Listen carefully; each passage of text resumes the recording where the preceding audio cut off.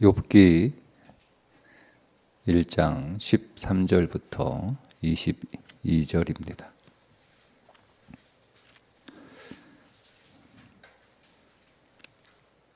하루는 욥의 자녀들이 그 맏아들의 집에서 음식을 먹으며 포도주를 마실 때에 사환이 욥에게 와서 아뢰되 소는 밭을 갈고 나귀는 그 곁에서 풀을 먹는데 스바 사람이 갑자기 이르러 그것들을 빼앗고 칼로 종들을 죽였나이다. 나만 홀로 피하였으므로 주인께 아뢰러 왔나이다. 그가 아직 말하는 동안에 또 한 사람이 와서 아뢰되 하나님의 불이 하늘에서 떨어져서 양과 종들을 살라 버렸나이다. 나만 홀로 피하였으므로 주인께 아뢰러 왔나이다.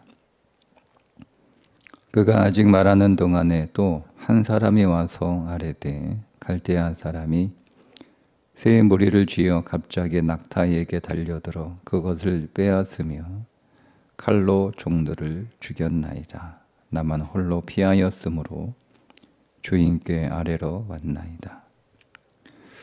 그가 아직 말하는 동안에 또 한 사람이 와서 아뢰되 주인의 자녀들이 그들의 맏아들의 집에서 음식을 먹으며 포도주를 마시는데 거친 들에서 큰 바람이 와서 내 집 모퉁이를 치매 그 청년들 위에 무너짐으로 그들이 죽었나이다. 나만 홀로 피하였으므로 주인께 아뢰러 왔나이다 한지라. 욥이 일어나 겉옷을 찢고 머리털을 밀고 땅에 엎드려 예배하며 이르되 내가 모태에서 알몸으로 나왔사온즉 또한 알몸이 그리로 돌아가올지라. 주신 이도 여호와시요 거두신 이도 여호와시오니 여호와의 이름이 찬송을 받으실지니다 하고 이 모든 일에 욥이 범죄하였지 아니하고 하나님을 향하여 원망하지 아니하니라. 아멘. 이제 사단이 허락을 받아서 욥을 치는데 그 수준이 재난을 넘어서 그 재앙의 수준이죠. 이 하루에 순식간에 이런 재난이 계속 이어서 일어나는 거예요. 이 중에 한 가지만 일어나도 감당하기가 어려운데 그의 인생에서 그가 가진 모든 것들이 하루아침에 다 사라졌습니다. 그래서 재앙의 수준이라고 말해도 과언은 아니겠죠. 그런데 이 재앙을 당한 욥의 반응이 5가지가 나옵니다. 욥의 반응. 첫 번째, 일어나. 두 번째, 옷을 찢고. 세 번째, 머리털을 밀고. 네 번째, 엎드려. 5번째, 예배했다. 이렇게 5가지입니다.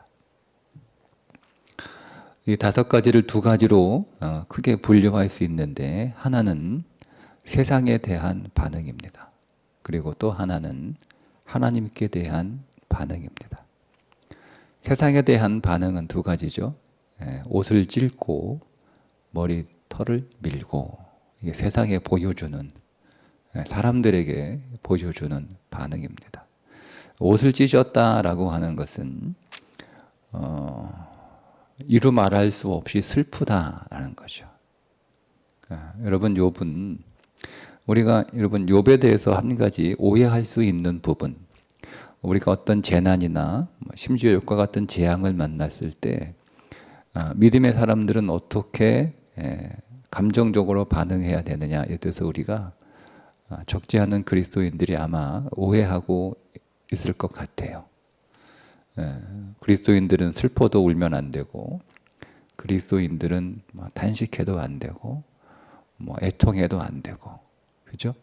그게 믿음이라고 생각할 수 있는데, 여러분 우리가 욥의 그 사건을 통해서 보면 욥은 어느 정도까지 슬픔을 표시했냐면, 자기의 감정을 표시했냐면 그 감정을 드러낸 거예요. 옷을 찍는, 이게 그 유대 고대 사회에서, 특별히 고대 사회에서 자기의 감정을 드러내는, 자기의 이 감정을 드러내는 그 전형적인 그 표현이죠. 그 옷을 찢는 거예요. 옷을 찢는 거. 그러니까 그 정도로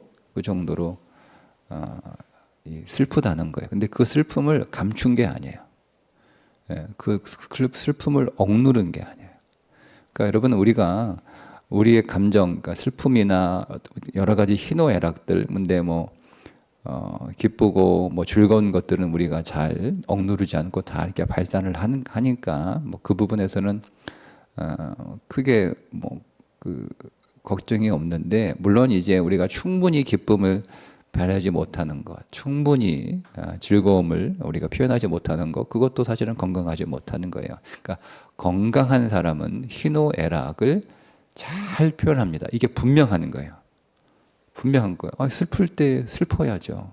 근데 이거를 자꾸 억누르라고 하거든요. 자꾸 억누르고 표현하지 말고 드러내지 말고, 그런 것들을 표현하고 드러내면 좋지 않다는 거죠. 아마 이게 신앙과도 맞물려 있지만 우리의 전통적인 유교적인 사상도 이렇게 맞물려 있는 것 같아요. 뭐 옛날에 우리 선비들은 자기의 감정들, 그러니까 희노애락을 이게 사람들한테 막 노골적으로 이렇게 드러내면 그거는 이제 점잖지 못하다라고 하는 그런 문화가 우리 안에 스며들어 있잖아요. 그러니까 우리가 그런 문화도 우리 가운데 있고, 특별히 이제 그리스도인들은 거기에 더해서 뭐 희노애락은 아니더라도 슬프고 분노 같은 것들은 표현하면 안 되고 드러내면 안 되고, 그걸 다 이렇게 억눌러야 되고 그것들을 참아야 되고, 그래야 그것이 믿음이다라고 생각하는 오해가 있습니다.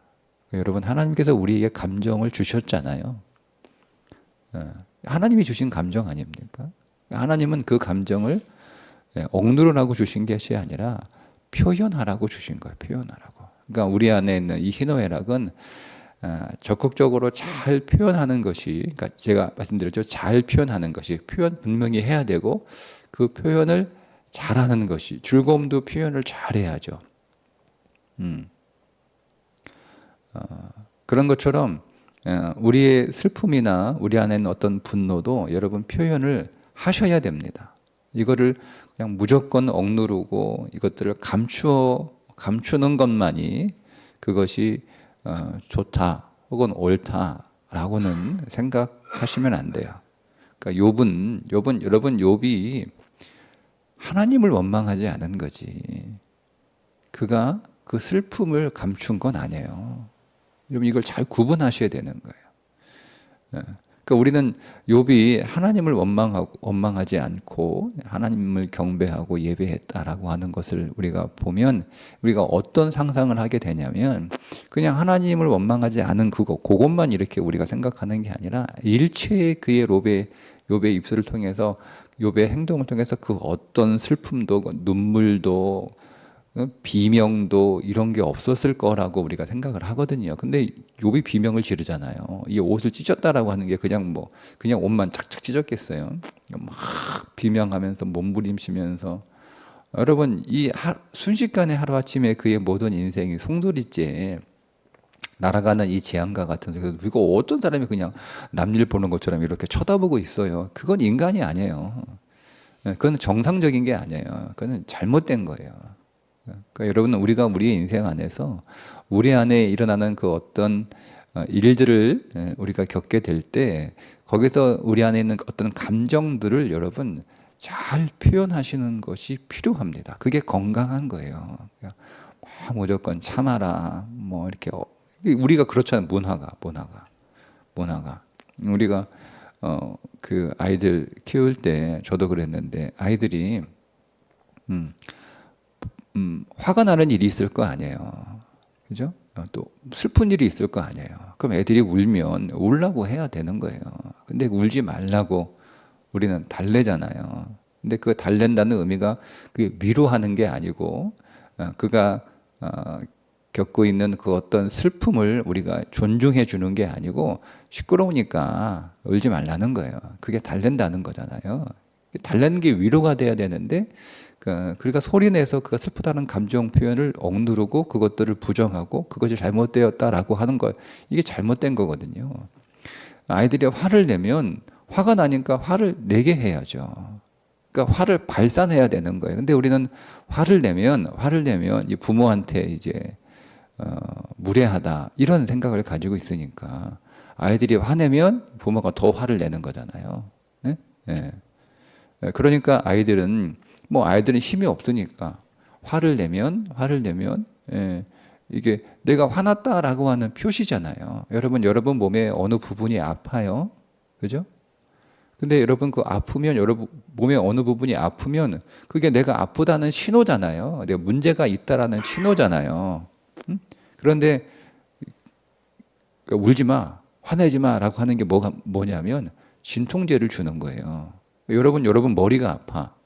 그럼 머리가 아프니까 진통제 먹잖아요. 그죠? 예. 근데 이제 그게, 근데 여러분 머리가 왜 아파요?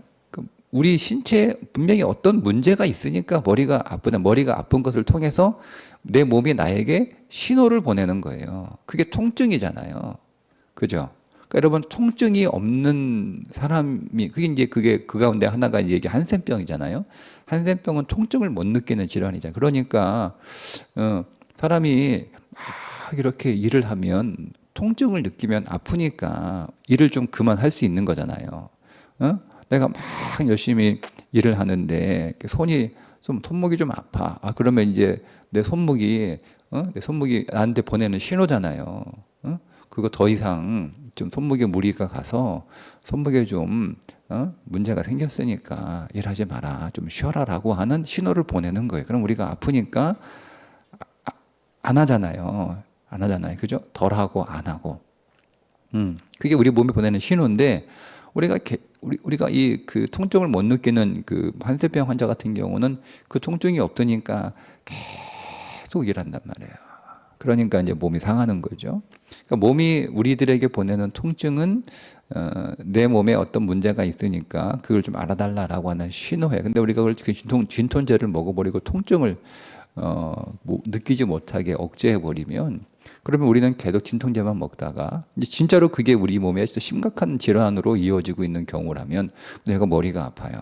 제가 머리가 아프니까 계속 병원은 안 가고 확인해보고 검사해보고 해야 되는데 그냥 진통제 하나 먹으면 금방 머리 아픈 게 사라지니까 머리 아플 때마다 진통제 먹는단 말이에요. 이게 한두 번으로 끝나면 그렇게 크게 문제가 아닌데 만약에 정말 내 몸에 어떤 심각한 문제가 있어서 그 문제를 나한테 알려주는 통증인데 그걸 내가 무시하고 진통제만 먹어버리면 나중에 이게 내 몸에 큰 문제가 될 수 있는 것처럼 그 슬픔이나 이런 것들은요.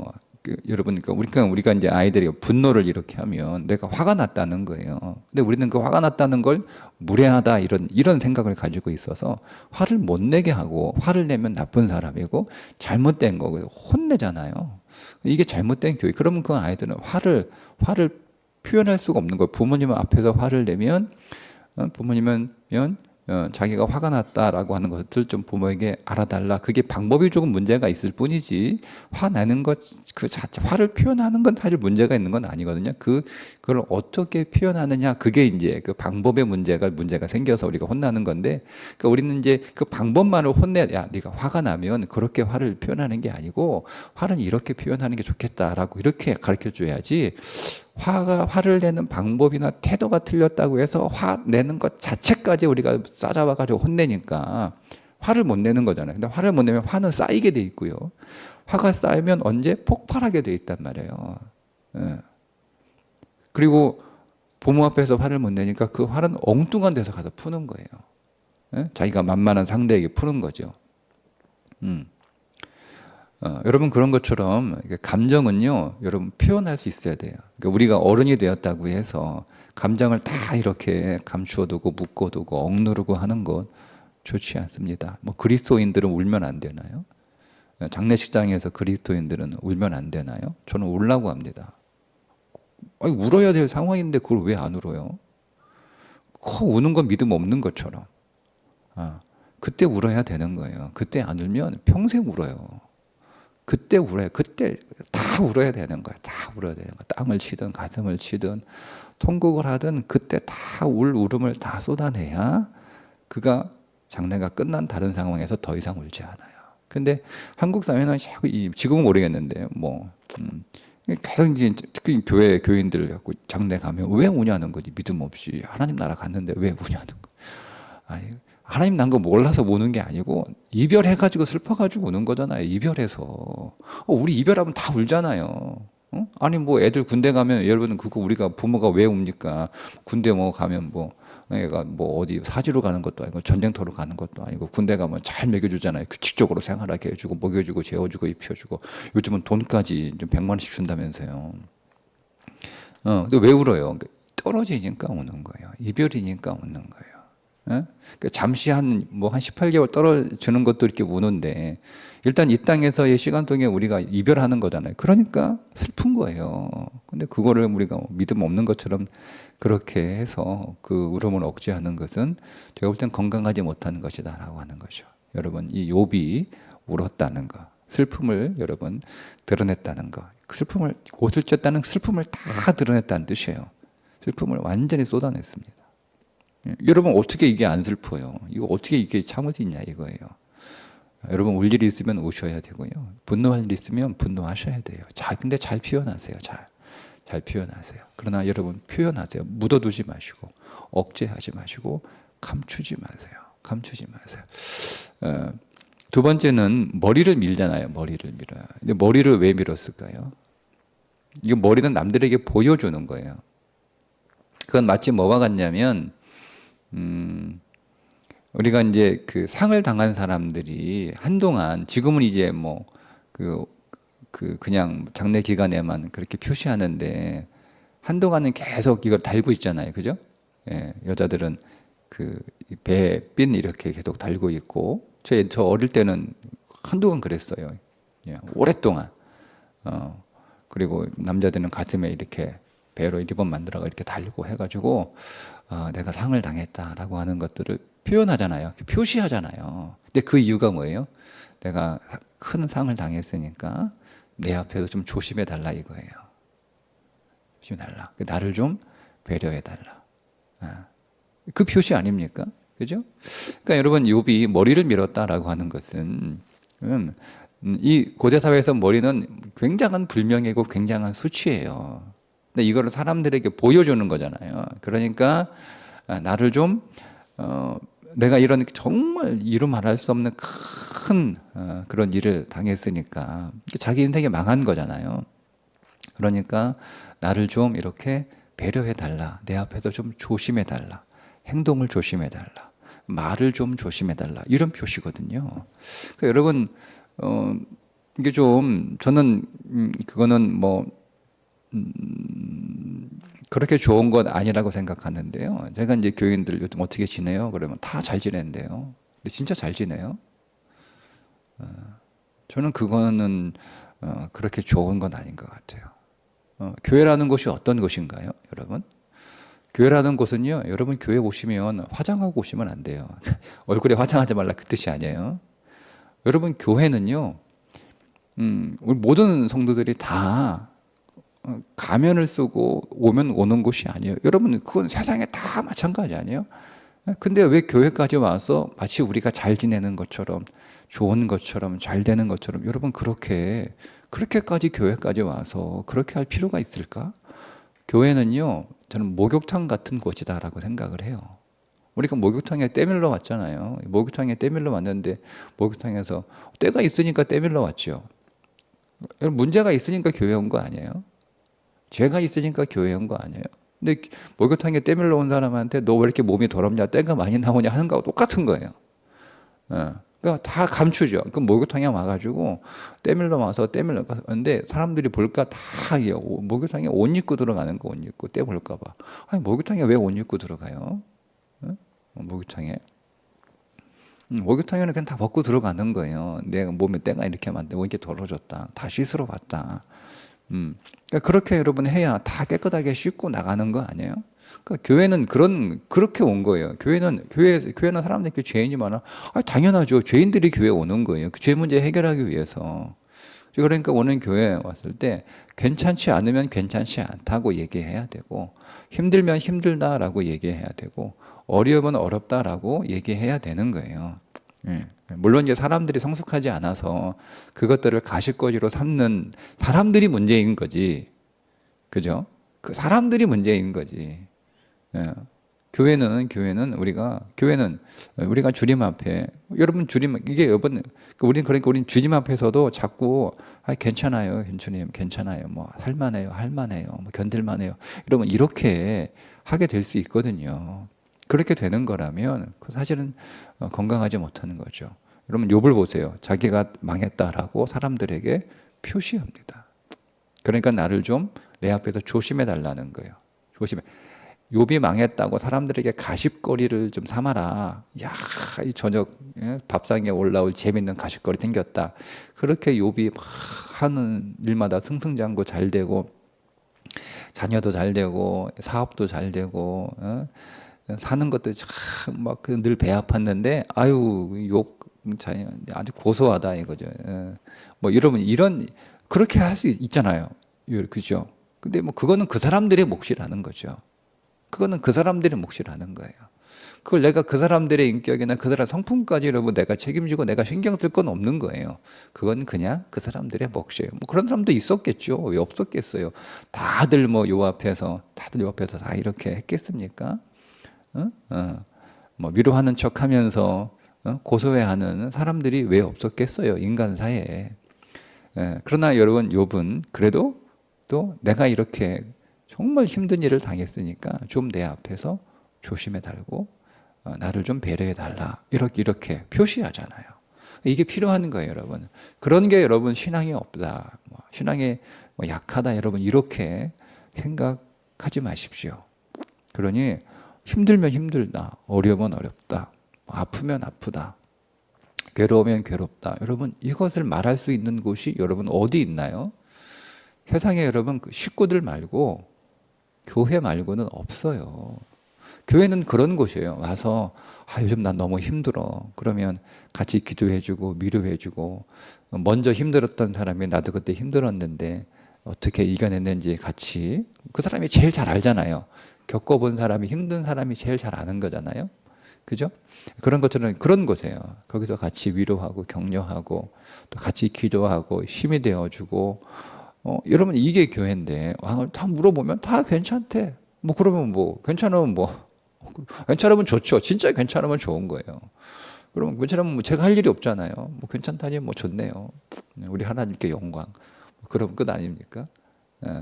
여러분 욥은 그렇지 않았다는 거죠. 근데 그게 믿음 없다라고 생각하시면 안 돼요. 이거는 세상에 대한 태도예요. 하나님에 대한 태도가 아니란 말이에요. 하나님에 대한 태도는 따로 있어요. 어떻게 하죠? 네, 그가 엎드렸다는 거예요. 엎드렸다는 거죠. 여러분, 욥은 자기의 위치를 찾아갔어요. 낮은 자리예요. 엎드리는 자리예요. 순종하는 자리고 복종하는 자리예요. 네, 그게 이제 욥에 나오는 그 고백이잖아요. 이르되 내가 모태에서 알몸으로 나왔사온즉 또한 알몸이 그리로 돌아가올지라. 주신 이도 여호와시오 거두신 이도 여호와시오니. 이게 엎드렸다라는 뜻이에요. 이게 하나님에 대한 표현이에요. 하나님에 대한 표현.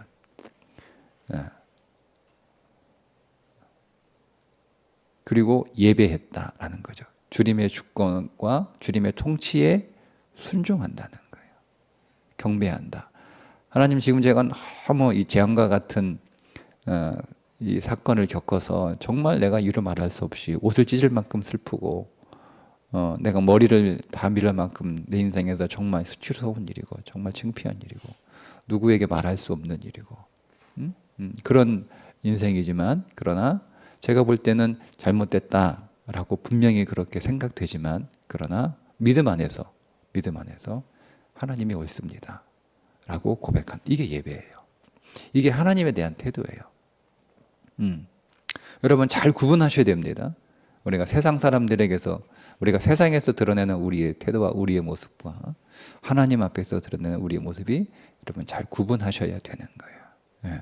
그 마치 우리는 세상에서 세상이 하나님인 것처럼 괜찮아 뭐 이렇게 그건 아니라는 거죠. 자 그런데 이 두 가지 세상에 대한 태도, 이 하나님에 대한 태도를 드러내는 일에 있어서 반드시 선행돼야 되는 게 있어요. 그게 첫 번째예요. 일어나라고 하는 겁니다. 일어나. 저는 어쩌면 제가 전에 욥을 읽을 때는 욥이 이제 뒤에 가서 욥의 핵심 단어를 말씀을 드렸는데 이번에 욥을 좀 다시 읽으면서 어쩌면 이게 욥의 핵심 단어가 또 하나의 핵심 단어가 아닐까. 이게 일어나라고 하는 단어예요. 쿰이라고 하는 단어입니다. 히브리어 쿰. 여러분 쿰이라고 하는 단어 이렇게 들으시면 연상되는 단어가 혹시 있지 않으세요? 달리다 쿰이라고 하는 이게 아람어예요. 아람어는 달리다 쿰. 이거를 히브리어로 말하면 탈리타 쿰 이렇게 발음합니다. 쿰이라고 하는 단어가 일어나 뜻입니다. 달리다가 소녀야 이거죠. 소녀야 쿰 일어나라. 이게 일어나라고 하는 단어예요. 여러분 이 일어난다라고 하는 단어는요 그냥 우리가 몸을 일으켜서 서 있는다 이런 뜻이 아니고요 여기에는 소망과 기대와 확신이 담겨 있는 신앙의 단어예요. 그러니까 여러분 이 욥은 지금 슬퍼하고 막 옷을 찢고 머리를 밀고 하는 것은 뭐냐면 주저앉은 상태에서 주저앉으려고 그렇게 하는 게 아니고요 일어날 거예요. 일어나겠다라고 하는 강력한 의지, 일어날 것이라고 하는 믿음의 확신, 일어날 거라고 하는 그런 기대를 가지고 슬퍼하는 거예요. 그러니까 슬픔이 다른 거죠. 슬픔이 다른 거예요. 내가 여기서 다 울고 내가 여기서 다 탄식하고 내가 여기서 다 애통하고 내 모든 감정을 다 썰어내고 나는 일어날 거다.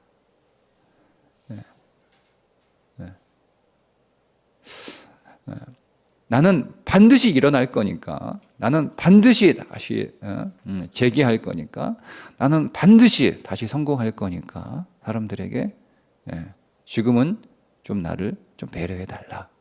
조금만 배려해 달라. 나는 반드시 회복할 거다. 나는 반드시 일어날 거다. 나는 반드시 좋아질 거다.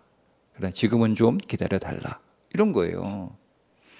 그러니까 사람들에게 막 여러분 그들에게 위로를 동량하듯 여러분 그렇게 표시하는 게 아니에요. 이게 달라요. 그리스도인들의 슬픔과 그리스도인들의 어떤 그 절망과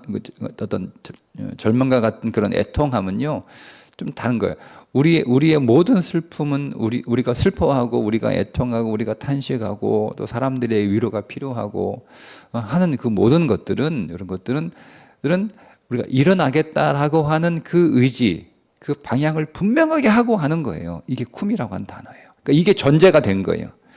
욥은 일어날 것을 믿고 일어나겠다라는 강력한 의지를 가지고 일어나겠다는 확신을 가지고 이게 이제 그렇게 가겠다는 거예요. 내가 지금 슬퍼하고 내가 울고 탄식하고 애통하고 당신들이 좀 날 좀 위로해줬으면 좋겠고 하지만 그러나 이거 내가 계속 그렇게 하진 않는다. 언젠가 난 이 슬픔을 이길 것이고 이 슬픔을 끝낼 것이고 언젠가는 나도 위로만 받고 사람들에게 배려만 받는 인생이 아니라 나도 사람들을 위로하고 배려하는 그런 믿음의 삶으로 나는 다시 우뚝 서겠다라고 하는 의지예요.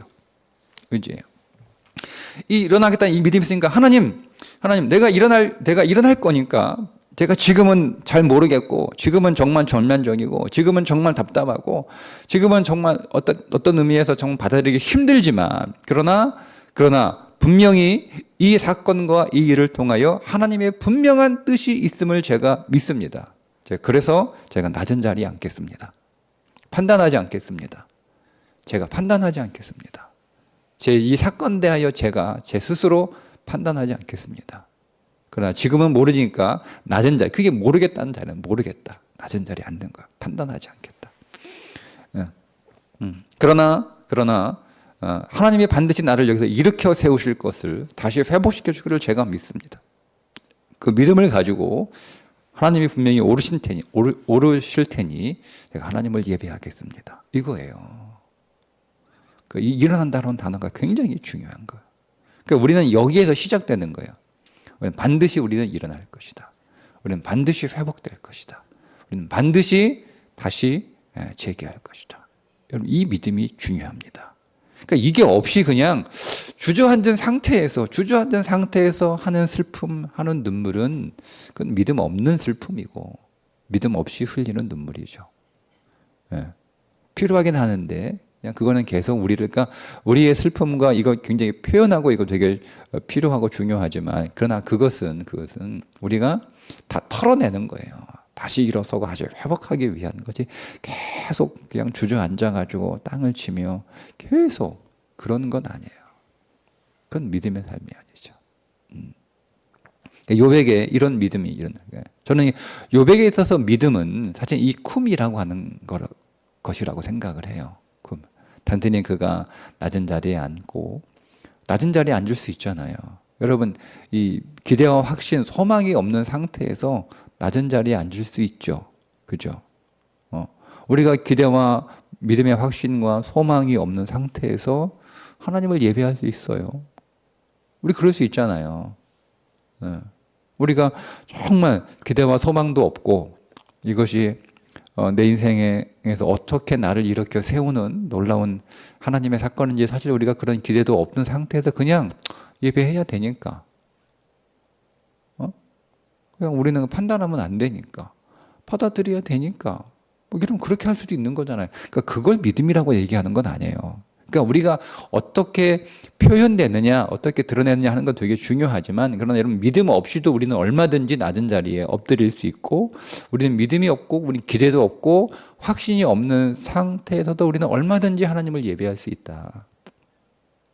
근데 그건 종교죠. 말씀드린 것처럼 믿음은 일어서겠다는 거예요. 일어설 수 있다는 거예요. 일어서게 하신다는 거예요. 그 확신 안에서 그 믿음과 그 기대를 가지고 나는 주저앉지 않는다는 거죠. 이게 그거잖아요. 욥은 계속 그러니까 사단은 계속 욥을 주저앉히는 게 목적이에요. 사단의 목적이잖아요. 주저앉히는 거잖아요. 근데 욥은 주저앉지 않잖아요. 사단의 목적은요, 본질적으로 뭐 슬프게 만드는 거, 뭐 옷을 찢게 만드는 거, 머리를 밀게 만드는 게 목적이 아니에요.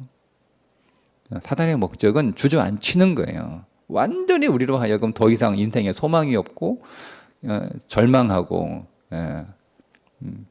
그렇게 살아가는 삶, 이게 사단의 목적이 그게 어둠 아닙니까? 근데 오늘 이 욥은 나는 뭐 얼마든지 나를 공격해라 이거예요. 나는 그것 때문에 내가 슬퍼하기도 하고 내가 단식하기도 하고 애통하기도 하고 하지만 그러나 나는 다시 일어선다는 거예요. 나는 결코 주저앉지 않는다. 나는 다시 일어선다. 여러분, 이 믿음 여러분 안에 오늘 이 말씀을 통해서 더욱더 강력하게 여러분 마음 안에 심겨지기를 축복합니다. 여러분, 우리가 어떤 일을 당하든 무슨 일이 오늘 우리 가운데 일어나든 우리가 어떤 상황에 있든 여러분 쿰하십시오. 일어나십시오. 우리 일어납니다. 일어나게 하실 것입니다. 그 믿음을 가지고 결국 마지막에 욥이 승리하잖아요. 우리 승리하게 하시는 그 하나님, 우리에게 더 놀라운 복들을 우리를 위하여 예배하시고 준비하시고, 우리가 이 고난을 통해서 오늘 우리의 실력은 더 강해지고 우리는 더 성장해질 것을 믿고, 여러분 그 어떤 상황에 주저앉지 마시고 항상 일어나시기를 주님의 이름으로 축복합니다. 기도하겠습니다. 하나님, 우리는 욥과 같은 재앙을 만나지 않기를 원합니다. 우리는 감당할 수 없고 우리는 이겨낼 수도 없고, 그러나 우리 인생에 또 우리가 감당할 수 있는 수준의 어려움들을 겪게 될 때 하나님 우리에게 반드시 욥이 했던 것처럼 가장 먼저 일어나는 자들이 되게 해 주옵소서.